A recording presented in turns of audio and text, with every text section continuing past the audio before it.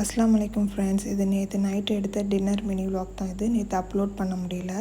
டின்னருக்கு வீட் சேமியா பிரியாணி தான் பண்ணேன். இதில் மீட் நான் எதுவும் ஆட் பண்ணலை, வெஜ் ரெசிபி தான். பட் டேஸ்ட் செம்மையாக இருந்துச்சு. இதுக்கு பேனில் லைட்டாக ஆயில் போட்டுக்கோங்க. அப்புறம் ஒரு ஆனியனை ஸ்லைஸ் பண்ணி ஆட் பண்ணிக்கோங்க. நல்லா வதங்கினதுக்கப்புறம் ஜிஞ்சர் கார்லிக் பேஸ்ட்டை ஆட் பண்ணிக்கோங்க. பச்சை வாசனைலாம் போகிற வரைக்கும் குக் பண்ணுங்கள். அப்புறம் பாதி தக்காளியை ஆட் பண்ணிக்கோங்க. அதோட கொஞ்சம் கொத்தமல்லி, புதினா இருந்தால் அதுவும் ஆட் பண்ணிக்கோங்க. நல்லா தக்காளி மசிகிற அளவுக்கு குக் பண்ணி எடுத்துக்கோங்க.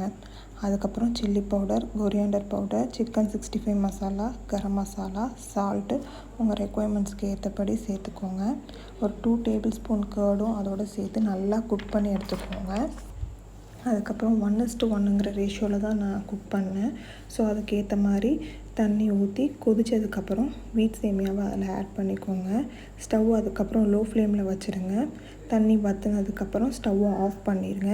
ஒரு 5 to 10 மினிட்ஸ் அப்படியே விட்டுருங்க. அதுக்கப்புறம் சர்வ் பண்ணுங்கள். நல்ல பொலன்னு இருக்கும். இதுக்கு நான் எதுவும் சைட் டிஷ் எதுவும் செய்யலை. ஜஸ்ட் ஆனியன் வச்சே நாங்கள் அதை சாப்பிட்டுப்போம். பட் மோர் ப்ரிப்பேர் பண்ணேன்.